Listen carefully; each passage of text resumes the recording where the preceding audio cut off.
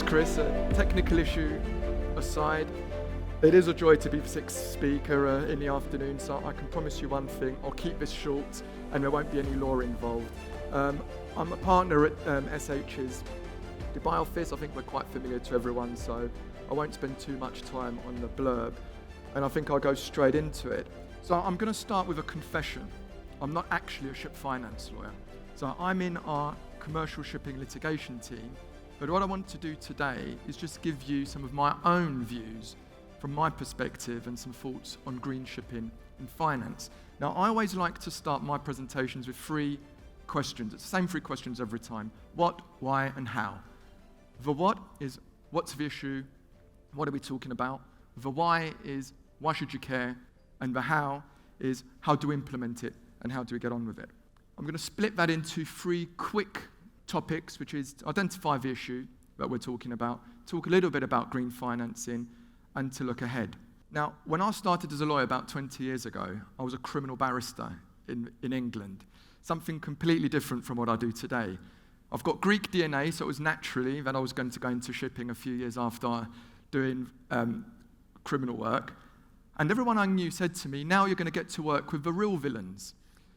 And I was a bit confused about what that meant. And I realized this is an industry with a reputation, and it's an unfavorable reputation. If we look at the statistics, about 3% of greenhouse gases are caused by the shipping industry.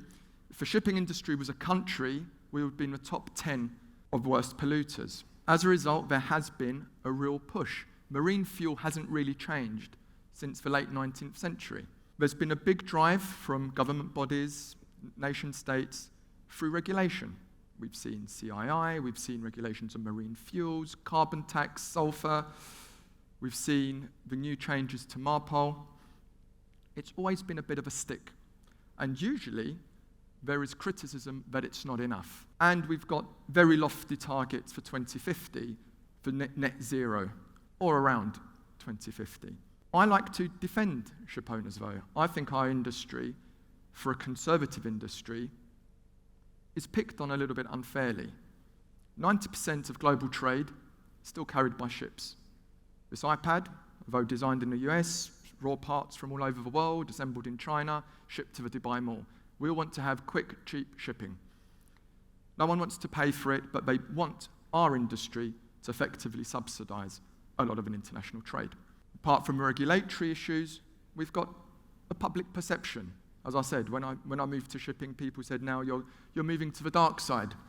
But more importantly, and this is what people, I think, tend to forget when we focus too much on the carrot and the stick, is there is also a responsibility within this industry, as we can see by the people here today, to take leadership in what will be the decarbonisation and a real paradigm shift in our industry. Where does green financing play a role in all of this? Well, to reach the targets that we want to for decarbonisation, we need approximately $100 billion a year invested by the industry. Not by government states, this is to be invested through private capital. Someone has to pay for that because we all still want to get cheap iPads being delivered to the Dubai Mall. One of the ways to reach this has been through capital, and people have already spoken about quite a few of the initiatives. There's lots of different types of ways to call green financing, whether it's through ratchet financing, where there is actually an incentive. The better you perform, the better interest rate you get, or the better equity you get in your company as a founder. There's asset-focused financing, which, for example, if you need financing to buy a scrubber, financing for a new build, which is far more efficient. And we've got things like the Poseidon Principle, the Equator Principle, lots of different initiatives set up by a lot of the banks, and I think people have already spoken about it, and I won't cover it again.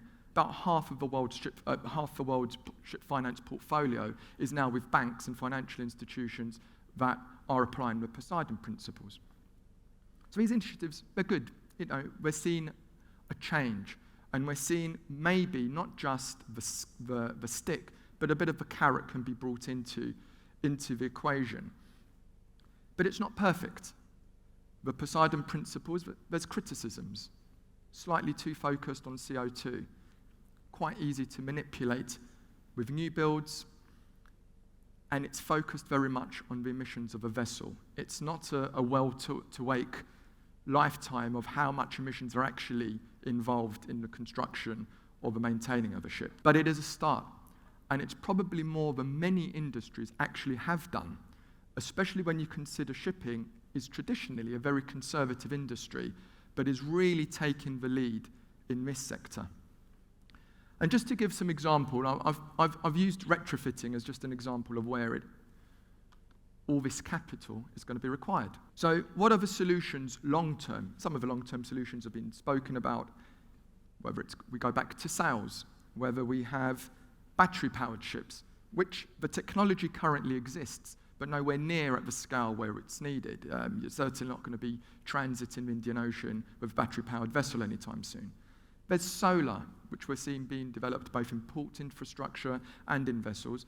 But again, the technology, it's fledgling. It's going to take a long time before we are completely away from using fuel.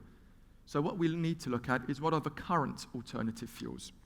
So people have already spoken about it. We've got LNG, which is now seen as a transition fuel.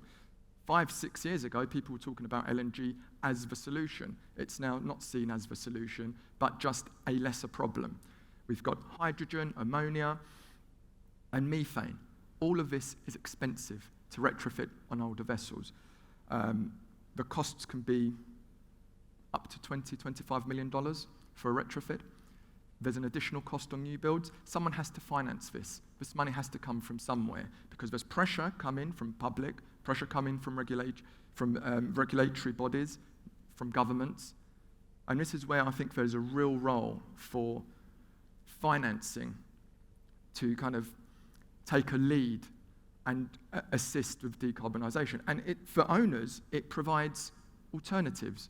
We've been looking at a market since 2008, which hasn't been what it used to be.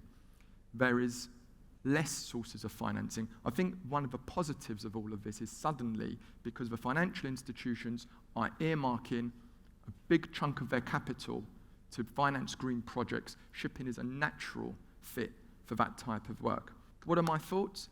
I think we need to look at this situation we're in now not as more regulations, more burdens, more, what's perhaps the short-term financial incentive. Where we really are is a crossroads we had when we made the transition from sails to coal, and when we made the transition from coal to marine fuel. We are going to be, in the next 20, 30 years, seeing a complete shift away from the industry that we've known. And with that, there are going to be a lot of challenges, and I can see a lot more regulatory pressure, to be honest with you. The target's always changing, and they tend to get more difficult. And I think there's going to be more of a stick, but hopefully we're going to see a bit more of a carrot, because I think the carrot is really what drives change. You need to incentivize it rather than just try and punish people for not meeting thresholds. But in all of that, I think the key, and I think it's what most of the speakers have already mentioned, I think there's real opportunity. We're at the dawn of what's going to be a new age, and there is a real there's a leadership role for shipping, and from the financial institutions that have to provide the capital. And I think it's going to be some quite exciting times moving forward. Thanks a lot.